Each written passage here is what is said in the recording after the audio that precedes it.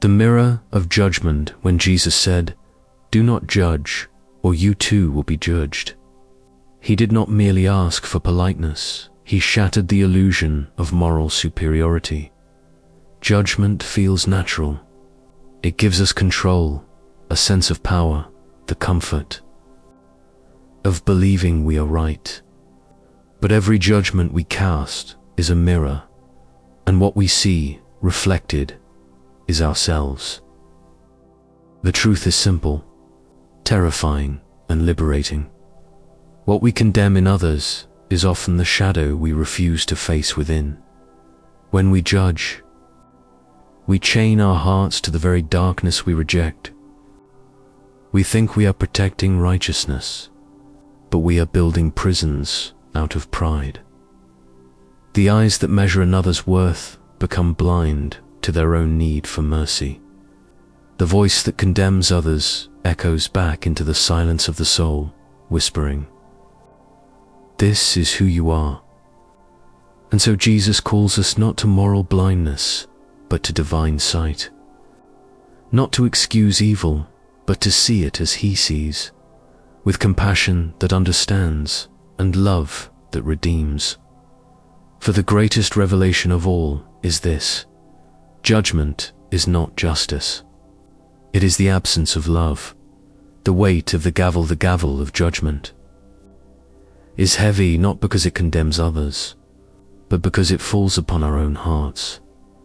Every time we point the finger, we declare ourselves judge, jury, and God. And with that declaration comes a terrifying consequence. We will be judged by the very measure we use. The words of Jesus strike with divine precision, not as threat, but as revelation. He is saying, the scales you place upon others will weigh your own soul. If you demand perfection from others, you will live under the tyranny of your own flaws. If you show no mercy, you will never taste peace. If you seek only to expose sin, you will drown in shame. We live in a world obsessed with exposure. Everyone wants to reveal the faults of others, to play God with another's story. But every judgment we throw into the world circles back like a boomerang of spirit. The gavel we lift will one day echo in the chambers of our own conscience. And the only thing strong enough to silence that echo is mercy, Jesus, and the silent truth. A woman is dragged before Jesus, her sins exposed, her name turned into a weapon.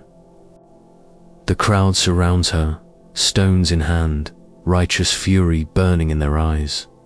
They demand a verdict. They want judgment. They want blood. And Jesus kneels.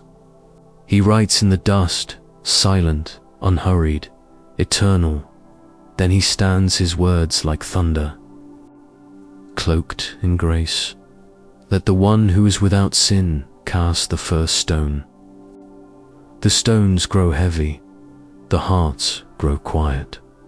One by one they leave, not because they became merciful, but because truth unmasked them. Jesus does not say the woman's sin is nothing. He says something greater, that her worth is not defined by her sin. He does not condemn.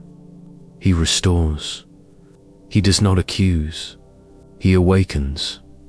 In the silence of that moment, we see the heart of God. He does not sit upon a throne of judgment. He kneels in the dust beside the broken. This is the shock of divine truth.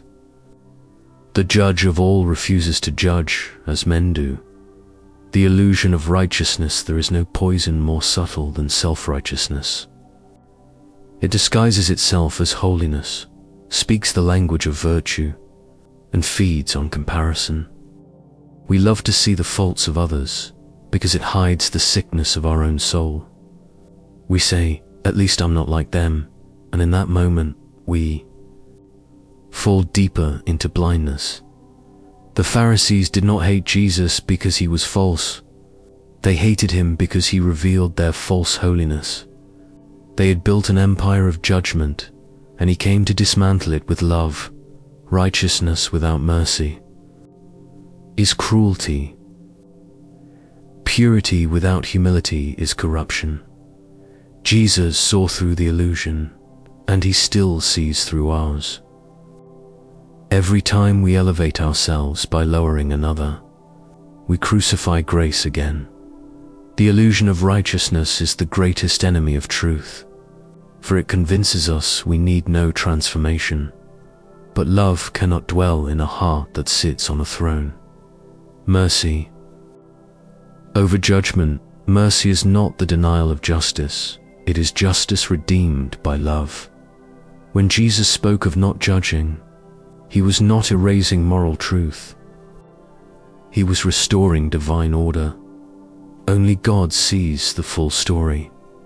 Only God knows the hidden wounds, the buried reasons, the pain that leads to sin.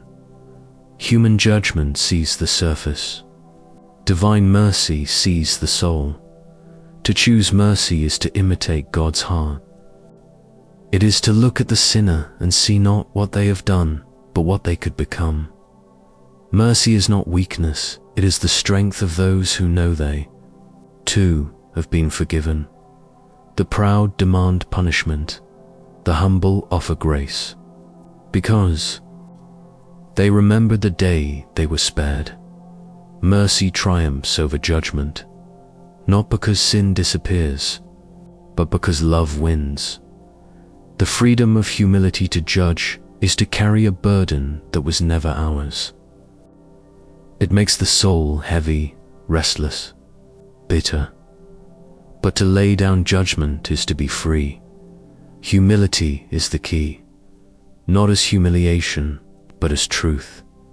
It is the recognition that we are all equally in need of grace.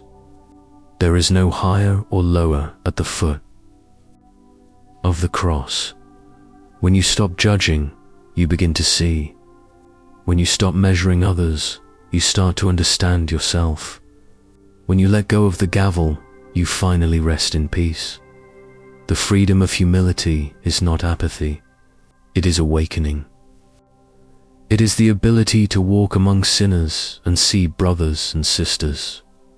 Instead of enemies and threats, only the humble can love without condition, because they have nothing left to prove. To be humble is to breathe again in the air of heaven, becoming the reflection of grace each time you choose mercy over condemnation. You polish the mirror of your soul until it reflects God Himself. The purpose of life is not to become judges of one another, but reflections of divine compassion. When you see someone fall, lift them not because they deserve it, but because love demands it. When you forgive, you remind the world that grace is stronger than sin. When you refuse to judge, you invite heaven into the human story.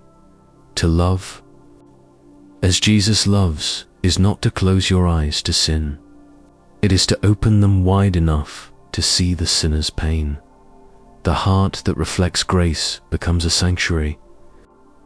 Those who meet you there will not feel condemned. They will feel seen, and in that reflection, they will glimpse the face of God. The shock of truth, do not judge. It sounds simple, but it is a command that turns the world upside down. We live in an age of instant judgment online, in our hearts, in whispers and glances. But Jesus still stands before us, writing in the dust of our chaos, waiting for our stones to fall. The truth is not comfortable. It never was. It is shocking because it demands that we die to our pride. It asks us to drop our weapons of opinion and step naked into grace. Do not judge, for judgment belongs to the one whose eyes see through eternity. Do not judge, for your own heart is still under healing. Do not judge, for every soul you condemn could have been you in another story, another pain. The shock of truth is this: God is not in our condemnation. but in our compassion. He does not measure the world with a scale, he measures it with a cross.